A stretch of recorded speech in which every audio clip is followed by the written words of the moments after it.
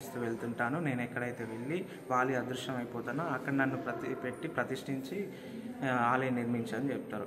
అదేవిధంగా వీళ్ళంతా విగ్రహాన్ని తీసుకొని బయలుదేరి అదే కదులుతూ వస్తుంటారు. విగ్రహాన్ని తీసుకొని వస్తుంటారు. వస్తున్నటువంటి సమయంలో గద్ద కూడా ఆకాశ మార్గాన పయనిస్తూ వస్తూ ఈ కొరివిపాడు అనే గ్రామంలోకి ఎంటర్ అవుతుంది.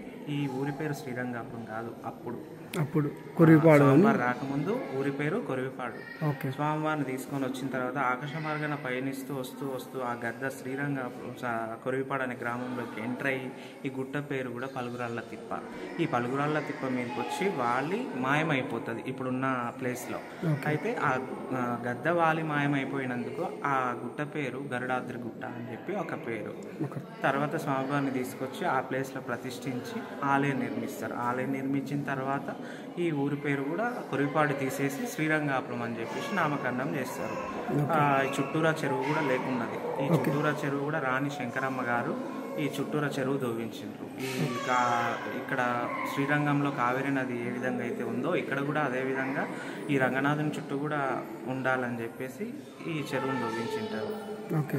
ఈ చెరువు పేరు కూడా శ్రీరంగ సముద్రం అని చెప్పేసి నామకరణం చేసింది. ఇక్కడ ఈ లోపల ఆవరణ మొత్తం 90 సంవత్సరాలు టైం పట్టింది ఈ కట్టడానికి. ఒక్కో పీరియడ్లో ఒక్కో గోపురం, రాజగోపురం ఒక్కో పీరియడ్లో, చిన్న గోపురం ఒక్కో పీరియడ్లో, అట్లా ఒక్కోటి ఒక్కో రాజవారు చేసుకుంటూ వచ్చారు. ఓకే. సో ఇప్పుడు యాక్చువల్గా నేను చూసినట్టయితే ఇక్కడ మనకి ఇట్లా ఒక్కసారి అక్కడ చాలా మంది లోపలికి వెళ్ళి బయటికి వస్తున్న దృశ్యాలు అయితే మనం చూస్తున్నాము. సో మ్యూజియం తంజావూరు పెయింటింగ్స్ ఉంటాయి. మొత్తం పర్సనల్ కలెక్షన్ అన్నమాట.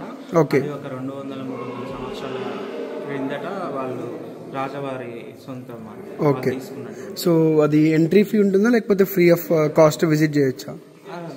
అంటే తెలిసిన వాళ్ళు వస్తే తప్పకుండా పంపిస్తాం అన్నమాట. ఓకే.